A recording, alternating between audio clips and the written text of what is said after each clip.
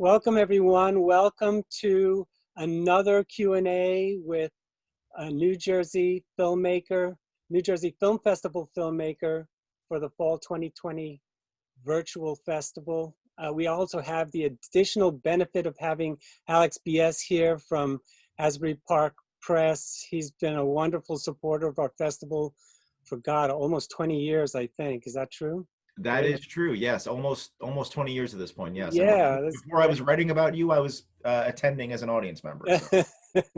That's what's wonderful. Yes, the New Jersey Film Festival is in its 39th year, and today's director is Carolyn Jones. She is the director of the incredibly important and timely documentary In Case of Emergency, and we're going to be talking to her about her film for the next 20, 30 minutes. And I'm sorry we couldn't invite you guys to ask questions, but this is hopefully the next best thing given the fact that we're in a virtual state. For those of you who would like to purchase tickets to this show or to any of our other shows, you can go to our regular website, which is njfilmfest.com. And then when you get to our homepage, you will see where it says New Jersey Film Festival Fall 2020 schedule. You click on that on the left-hand side, and then it'll bring you to where our normal schedule would be. But since we're working with Eventive, they are our virtual film festival provider, you will be asked to click on another link, and then you'll see our beautiful website there, which opens up in a variety of different ways. You can look at the schedule in textual linear fashion, or you can click on the various shows to purchase tickets. And so Carolyn's film will be playing on October 10th. We have 13 screenings over the course of about a month, and they're on select Friday, Saturday, and Sunday evenings. Tickets are $12 general. You can buy a pass for $100 for all of the screenings. That price will go down in the next weekend or so because there'll be less movies to watch. But anyway, thanks you guys for coming and hanging out. And I turn it over to Alex. I'm sure he's got lots of scintillating questions to ask Carolyn. Why don't you go ahead? Thank you, Al. Thank you. And thank you, Carolyn. I had a chance to see the film In Case of Emergency, and it's a really lovely, really important piece of work. So thank you for discussing it with us today, first of all. Sure, thank you. It's a joy to get to talk about it. I loved working on this project. And the film, just to start with the beginning of the movie, there is a prologue that takes place in the spring of 2020 and then flashes you back a year. Obviously, you had no way of knowing, you and your creative team had no way of knowing when you started working on this film, how important this subject, how present this subject would become in all of our lives every day. What was the original vision for this film, and how did you have to evolve and adapt it over time as this COVID situation really came to dominate everything? So it's true. We had actually finished this film in the spring of 2020, and I thought we were finished with it. I had traveled all across the country to 7 different emergency departments, met emergency nurses everywhere, and it explored the topics that I really wanted to explore, which it was using the emergency room as kind of a mirror of society and the issues that we face, everything from the opioid crisis to gun violence to behavioral health issues to our lack of insurance. And so we had dug in on that level. And created a film that I was really happy with, that I thought addressed those issues and the nurses who care for us, but kind of looking at all of those issues through the lens of a nurse, which there's a whole reason why I like to do that, but we can get into that. But then COVID hit, and we were just about ready to release the film, and my immediate reaction was, oh my gosh, we'll appear tone deaf, and we'll be tone deaf if we put this film out there and we don't show this, because even though all of those underlying issues are still there is just, everything was blown way out of proportion with COVID. And all of a sudden, all the fault lines in our healthcare system were exposed, and everything we wanted to address now was evident and had risen to the surface. So so that was the way we chose to do it, was to begin and end the film in the times that we're in now. But it didn't make the film any less relevant for me, because all of the issues that we're dealing with are still there. There's still an opioid crisis. There's still gun violence. All of these things are still very much a presence in our society. So that's how it happened. And we were lucky enough, this hospital in New Jersey, St. Joseph's, is a really special place. And Kathleen Robinson, the emergency nurse there, she's an extraordinary person to be able to follow and capture what she saw. And so I kind of used her to represent all nurses, the experience that they were having to leave their families and go in and care for COVID patients, and then coming home at the end of the day. Yeah, the sequence of her coming home at the end of the day and kind of trying to return to life outside of the hospital is really, it's haunting and it's chilling, and it's a sequence that'll stick with me for a long time. It was really beautifully done. And I think not only were you addressing the elephant in the room, but it's a dramatic choice that, like you said, shows how COVID exposes all the fault lines in our healthcare system today. So I thought, for the fact that you were working very much on the fly here, it came together really beautifully. Well, thank you. Again, you know, the nurses are so authentic and they're so real, and they actually don't give a hoot if you're there with your camera or you're not, because they're going to go ahead and do what they do. And so that's why it makes for really a wonderful opportunity as a filmmaker to follow them, because they're not self-conscious, and they're not thinking, they're going to do what they're going to do whether you're there or not. And Kathleen was the same way, but the way she opened her home to us, and you know, it haunts me too, that scene where she's going back into her home after she's spent all day with COVID patients, and she's like scrubbing everything so vigorously. Yeah. It's like she wants to scrub away COVID both physically and emotionally from who she is before she walks in that door. And it broke my heart, because all I kept thinking about was, as difficult as this is, I get to go home, and she has to go back in the next day. She has to do all that over again tomorrow. And that breaks my heart every time I think about it. She's still doing it, and we still don't know what's in store. And one thing you mentioned is that how nurses are very, very candid, very open, very frank. They don't care that you're there with a camera, as you said. In this film, you are capturing both the nurses and the patients in some of the most vulnerable moments of their lives. What was that process like for you, just on a very practical level? The journalist in me is curious, on a very practical level, just getting permission to be there in the ER and getting these people who, you know, a gentleman who has had a snowblower accident. Like, I know you're dealing with, you know, this grievous wound to your hand, but can you also answer a couple of questions for the camera? Like, what was that like for you to just kind of get permission to be there and to get the subjects on camera comfortable enough, quickly enough to document them for the film?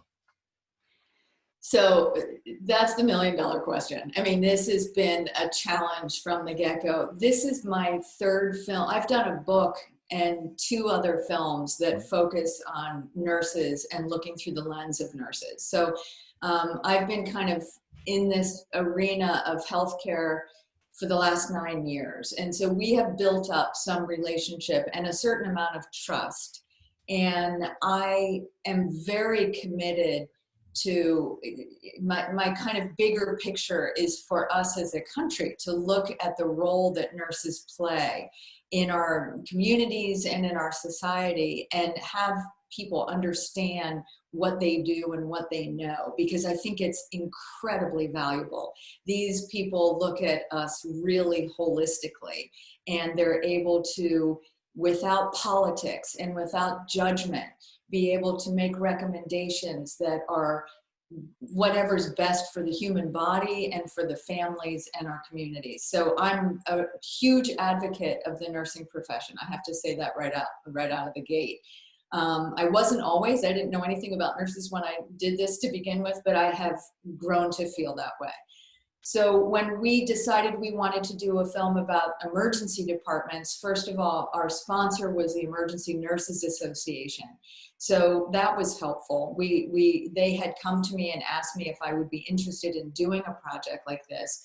I had some things I still really wanted to explore. And as soon as they said, you know, everything that's happening in the news is reflected in the emergency department, I was sold. So we had that organization behind us, but it didn't mean that we had the legal departments and the hospitals behind us. And so we spent a good 5 months, I think. My producer, Lisa Frank, who's a genius at all of this, started the process of talking to the hospitals and getting permission for us to be there and film. So the first leg was to find the hospitals that would let us in. And then the second leg was to talk to the legal department, like what was the process going to be? And the first leg of everything always had to be that whoever was either the nurse on call, the person doing triage, somebody there had to approach the patient before we did. Mm-hmm. So the hospital personnel always went first and said, we're filming a documentary film here. Are you comfortable with this? And got permission first. And then I'm really sensitive to all of this. And I know we've caught people at these incredibly vulnerable moments in their life. So even then, if I talk to someone, but even, if you see the film, there's a young man who was shot, and he took a bullet, and we had gained his permission. The hospital had gained his permission for me to talk to him. I'm talking to him. But of course, this is a really vulnerable moment. They cut his clothes off and he's on a gurney,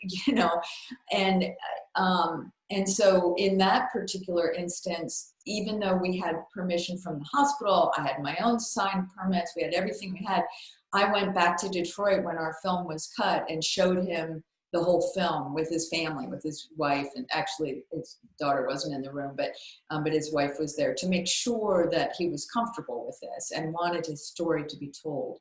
And of course he did. I mean, he just happened to be a young man who was caught in the wrong place at the wrong time. So he's a huge advocate of trying to show what gun violence looks like. So he was honored to be a part of it. So each time it's different.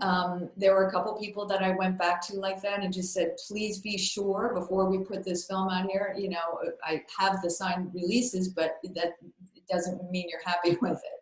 So it's a process, and it's a really important one. Yeah, I'd like to jump in too. And one of the things that when I drive out of my home, I see all these lawn signs, thanking all the healthcare workers during COVID. And that's really refreshing because these are unsung heroes. And you'll see programs on the news and they'll highlight one or two people and you'll talk to them for a minute or two. But that's why I liked your documentary, because it's so thorough, so meticulous. You get to spend time with these people, moments that are where they're not on the job. I mean, that opening scene with Kathleen, just trying to gather herself before she goes into work, having a cup of coffee, I think is so poignant and helps underscore what these people go through every day. And I think that's why your documentary is so crucial. But one of the other points in your documentary is about the lack of healthcare. I mean, people are using the emergency room for, scrapes and cuts when they can go to so many other places, their own, some of these quick emergency places that are propped up all over. What do you think the nation needs to address as far as health insurance goes? I mean, are you a proponent of, healthcare for all? And I am. Without a doubt, I am. You bring up like the elephant in the room, really. I mean, we all have an idea of who uses the emergency department for the right thing and the wrong thing. And I'm part of that. I'll give you a little story from St. Joseph's, actually. I'm in the emergency department waiting room, and a patient came in, a gentleman, English was his second language, but he was able to communicate with the nurse who was doing triage. And I'm not filming at this point, and I don't have footage of this gentleman, but I was listening to this whole conversation and just trying to get educated about what's going on in the waiting room, right? So he comes in and he sits down and he says that he has poison ivy, and he lifts up his shirt, and on his arm is poison ivy. And I'm immediate, and I'm looking around the waiting room, and there are people hanging on by a thread, and he's talking about poison ivy, and I'm like, really? And so he goes over and sits down, and I go over and I say, may I talk to you about, and I'm really sorry I don't have all this. He would have been happy for me to film, but I was just researching at that point, figuring out who I was going to be able to talk to and stuff. And I sat down and I was like, so let's just talk about this for a second. Let me see. And he showed me.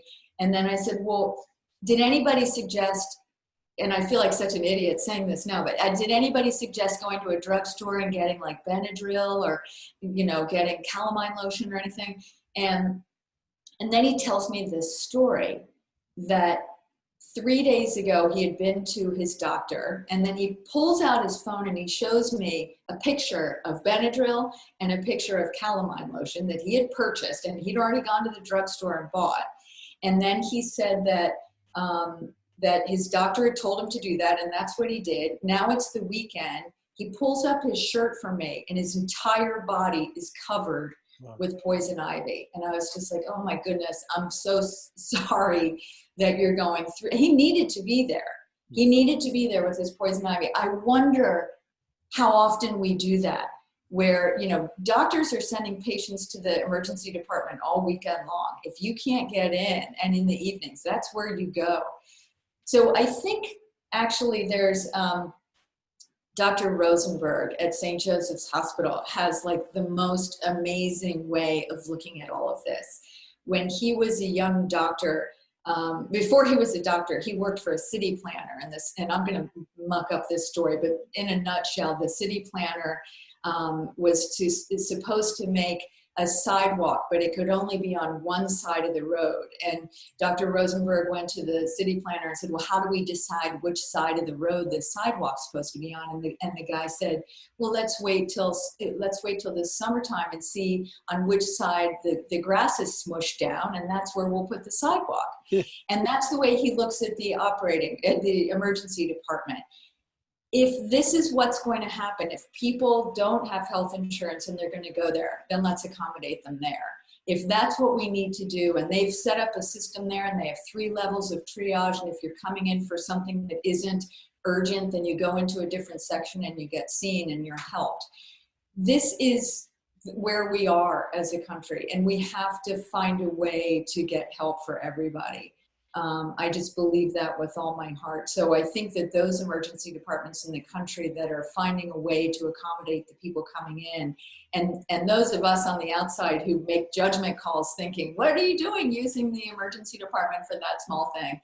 We need to get beyond that, because not everybody can go to those urgent care places, and not everybody can see their doctor. Yeah, go ahead, Alex. Now, Carolyn, you've been documenting the work that nurses have been doing for almost a decade now at this point, through a number of films and a book. Are you continuing to do that? Do you have a next installment, a next project in mind? Because as we said at the top of the call, this is at the forefront of a lot of conversations is public health right now.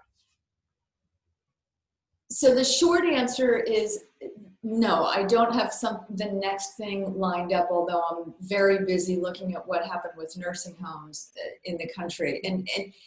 And my fascination is more that this is a wonderful avenue in to whatever the issue is. The nurses, look, the technology that we have with regard to medicine is wild. We are able to do so much, and it's, in some ways it's magical and it's wonderful and it's amazing, but there is no way for us to understand that as laymen.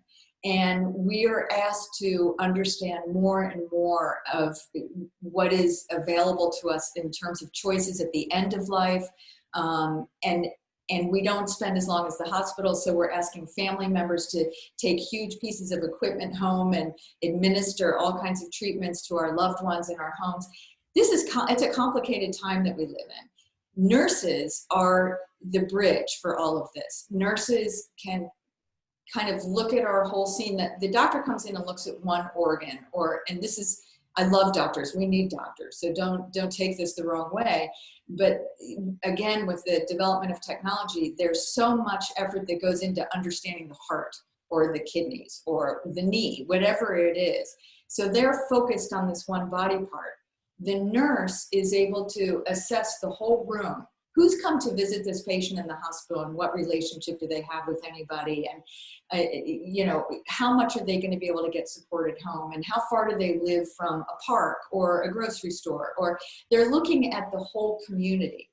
And they're in a really unique position to understand how all of the choices that we make, down to how many times we send our soldiers for deployments, they look at the result of all of our decisions and how they affect the human body.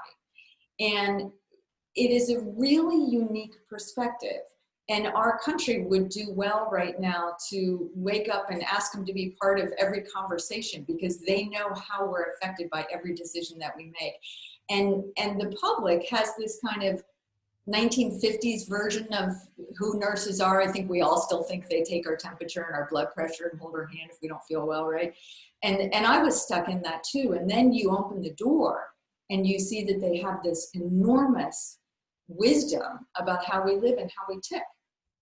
So in terms of what's next, I don't seem to be willing, because I keep saying this is the last project I'm going to do about nurses. Otherwise, I should just be a nurse at this point. I think that, if there is another avenue in to look at, for instance, the nursing homes and how we deal with that, I would look at that through the lens of a nurse, because it's the most clear, unencumbered, non-political way of just simply, and all of this has been so politicized. Everything that we've talked about in this call, the opioid crisis and gun violence and behavioral health issues and lack of insurance, all of it's political. Except for nurses, it's not. They don't care. They don't care, what political party you belong to. And so it's a perfect in to be able to look at something that's unvarnished through their lens and tell the truth, which is really kind of all I want to do, is just witness without any influence. Carolyn, how long did it take you to make this film? 2 years. And you went to 7 different hospitals? Yes. Around the country? And Mhm. everything administratively must have been a little bit of a nightmare for Lisa Franks, because you have to negotiate with administrators, and it usually works up the chain, and they have to get signed off. And then you get there, and if a patient doesn't want to be on camera, were there any situations like that where people turned you down? Sure. Individuals or hospitals or? Well, yeah, sure. Lots of hospitals turned us down. Lots of hospitals said, no, please don't come here, whatever you do. We don't want any cameras within a mile. But most people who know our work know that we're trying to do something here. We're trying to actually show, look, the emergency rooms are like a castle in the middle of every town with a moat all around them, and the moat's filled with alligators, and there's one way in and one way out, and nobody knows what goes on in there. If we could show, and this was my argument to the hospitals, if we could show people what's going on in our emergency departments, we could get one step further to creating a bridge between the community and the emergency room. Because the biggest complaint you hear is the revolving door, particularly with the opioid crisis. What are they supposed to do in the emergency department with the opioid crisis? They give you Narcan, they bring you back to life, and then they stabilize you, and then they have to send you back out. And if there isn't a community organization to connect to do a warm handoff to make sure that that person has a cracking chance at not coming back, then, it just becomes this revolving door. So our intentions were to expose people to what's going on enough to encourage some public support or community organization involvement, something like that. And now to vote, of course. So I think that the hospitals did get on board with that. We had to show all of our footage, and as I say, the hospitals were always the first line with the patients. They always asked first, and so I didn't meet anybody who said no right off the bat because they never got as far as me. And then but once we started filming, or once I talked to someone and met with them, no one backed out. There was a behavioral health patient that agreed and consented that I ended up not including because I wasn't comfortable with it. I just wasn't. That was the hardest story to tell, and I just didn't think that was appropriate. So there were so many legs to this, and the legal side of it was challenging because in a couple of hospitals I had a member from the legal department following me around the whole time, along with the PR department. Well, Alex, do you have a final question? Yes, I have one more question. In watching the film, one thing I was really struck by is how good nurses are at this one very particular aspect of the job, which is to get a patient talking, which is to get vital personal information out of them, but also create a fundamental human connection. And to do all of this in a very short window of time in a very high pressure situation. And you, as a documentary filmmaker, kind of have to serve the same function in a way, except with a camera in your hand. What have you, from all your time around nurses and seeing their rapport with patients and doctors, what have you learned as a documentarian about getting people to be open and honest in high pressure environments?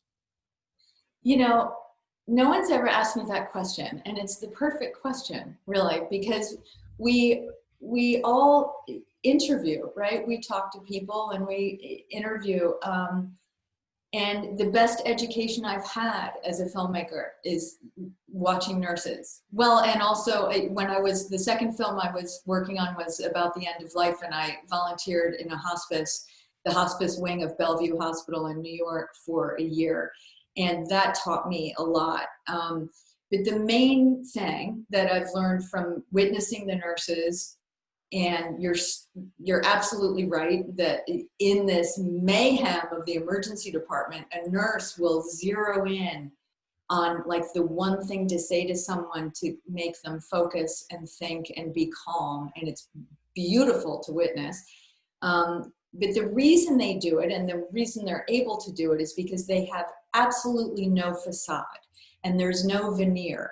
And they work with patients who don't feel well day in and day out. And there isn't any room for anything phony.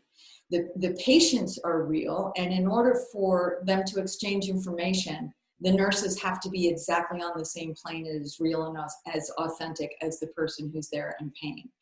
And that one thing cuts through an enormous amount. No one is thinking about how what they're saying sounds or what someone is going to think about what they're saying.